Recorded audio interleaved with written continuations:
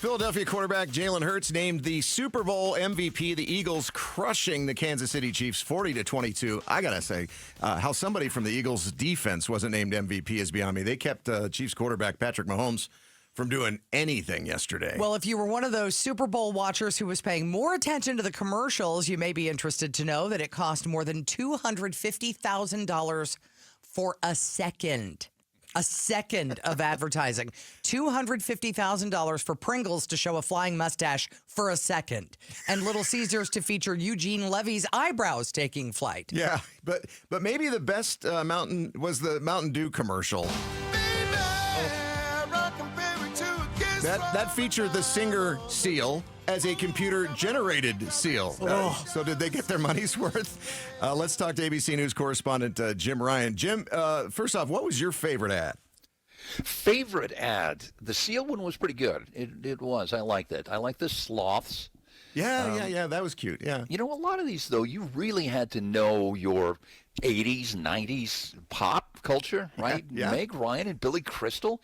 I mean, unless you remember that movie, if you saw it in the 80s, then you were watching those two old people sitting there wondering, who is this? Hey, Seal. who are you calling old? I mean, come on. Knock it back a notch, Jim. It's Monday. 5:15. Very Monday.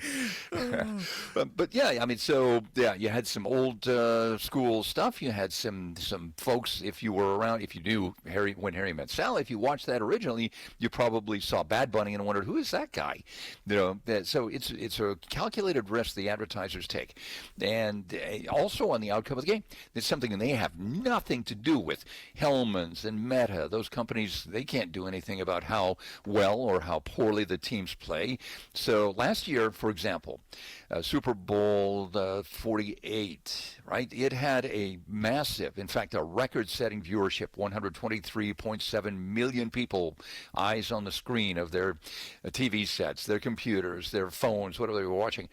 But it was an overtime game, right? So last night, a blowout in the first half means that they may not get anywhere close to 123 million people last night. Yeah, so $8 million for 30 seconds. That sounds insane. And advertisers not only had to shell out big bucks for airtime during the Super Bowl, they had to pay those celebrity salaries too, Jim. Oh, absolutely. The Roger Federers of the world and the Channing Tatums and the Matthew McConaughey's, those people expect to get paid. Catherine O'Hara, Willem Dafoe, they want to get paid for being in that Michelob Ultra commercial, and they probably were. So it's and it's kind of intangible, you know, as to whether the ads will have hard results in getting people to buy those purchases or purchase those items, or whether it just gives them a good feeling about Michelob Ultra, and maybe down the road they say, you know, I kind of like Michelob Ultra or Doritos, so I'll give it a try.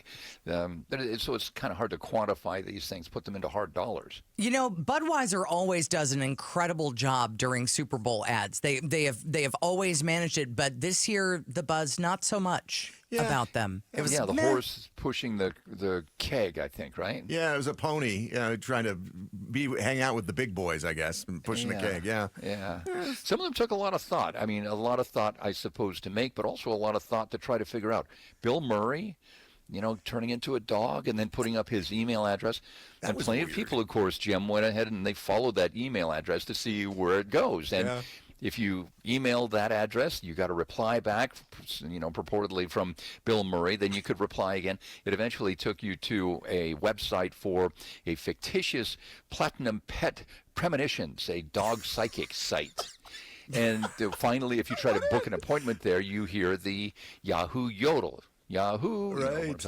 My. So apparently it was a Yahoo ad. Who knows, though? Yeah, that's kind of what I figured it was, because I saw a Yahoo logo in the background, and it was a Yahoo address. And, you know, I think those are almost as ancient now as AOL.com addresses at this point. But some of them were really just kind of weird and disturbing, though, too, Jim. Like, did you see the Tubi ad with fleshy cowboy head? Some guy who was born with a cowboy hat head?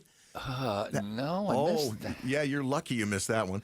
Well, they were all kind of, several of them were weird. Seal, that was bizarre. The mustaches, that was sort of disconcerting. Yeah. And then you had the dancing tongues for Coffee Mate's cold foam. Now they've got a cold foam. It's like whipped cream. It comes out of like a whipped cream dispenser. Some of them are just plain, I don't know if that's going to make me want to buy that coffee made, the creamer. Jeez. Yeah, no, it just creeped me out. So. The Haagen-Dazs ad with the 1969 Camaro in it, that's pretty good. Yeah, no, yeah. Well, gotta how do love you beat a classic car. 69 Camaro? You don't. That's you true. don't. Yeah, there you go.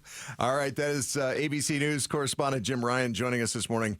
$8 million for 30 seconds in a Super Bowl ad. Ooh, that is a lot of money. I hope it worked. Thanks for watching Arizona's Morning News.